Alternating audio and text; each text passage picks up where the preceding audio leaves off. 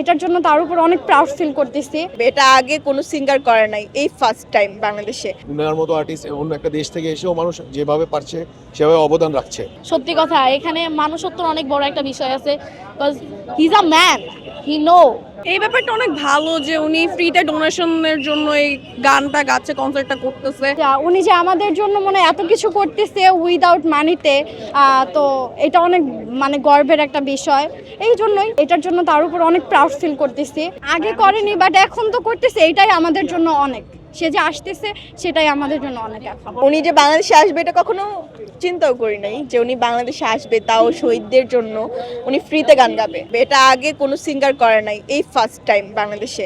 And উনি পাকিস্তানের একজন সিঙ্গার হয়ে যে বাংলাদেশের জন্য এটা থিঙ্ক করবে, এটাই তো অনেক। অ্যান্ড এটা উনি করে দেখাবে, সো এটা অনেক প্রাউডের একটা বিষয়। এই ব্যাপারটা অনেক ভালো যে উনি ফ্রিতে ডোনেশনের জন্য এই গানটা গাচ্ছে, কনসার্টটা করতেছে।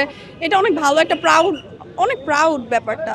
ওনার কাজটা অনেক ভালো লাগছে যে ডোনেশনের জন্য উনি বাংলাদেশে এসে কনসার্ট করছে।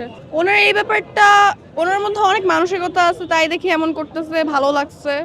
আর ওনার সারা জীবনই ফ্যান থাকবো ছোটবেলা থেকেই। উনার মতো আর্টিস্ট অন্য একটা দেশ থেকে এসেও মানুষ যেভাবে পারছে সেভাবে অবদান রাখছে, সেটা আমাদের জন্য ভালো লাগা ছাড়া আর কি হতে পারে। তার গানগুলো অবভিয়াসলি ছোটবেলা থেকে শুনে আসতেছি, সো অনেক ভালো লাগে। আই থিঙ্ক এটা অনেক ওভারওয়েলমিং অ্যান্ড ডেফিনেটলি আমরা তাকে অনেক রেসপেক্ট করি, যারা মারা গেছে। সো এটা অ্যাকচুয়ালি অনেক ভালোভাবে আমরা তাদের মেমোরিয়াল সেলিব্রেট করতেছি। সো মেরে রাশকে কামার না, সরি।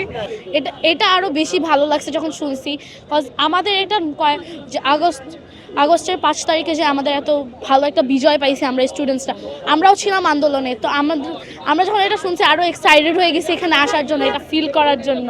বিকজ এমনি এটা নিয়ে অনেক এক্সাইটমেন্ট অ্যান্ড এটাও ছিল। It's really good for us. এটা আমাদের দেশের জন্য অনেক ভালো, আমাদের সামনের জেনারেশন জন্য অনেক ভালো, আমাদের অ্যাজ এ স্টুডেন্ট আমাদের জন্য এটা অনেক কাজে আসবে।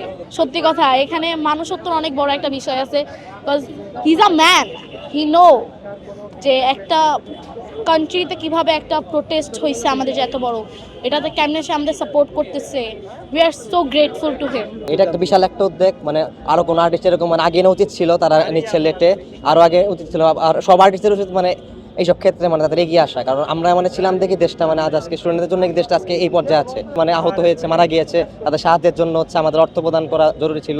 তাদের এখনো অনেকে আছে যারা ঠিকমতো চিকিৎসা পাচ্ছে না, চিকিৎসার জন্য আমাদের অর্থটা ঠিকমতো ব্যয় হয়, এটা নিশ্চিত করতে হবে।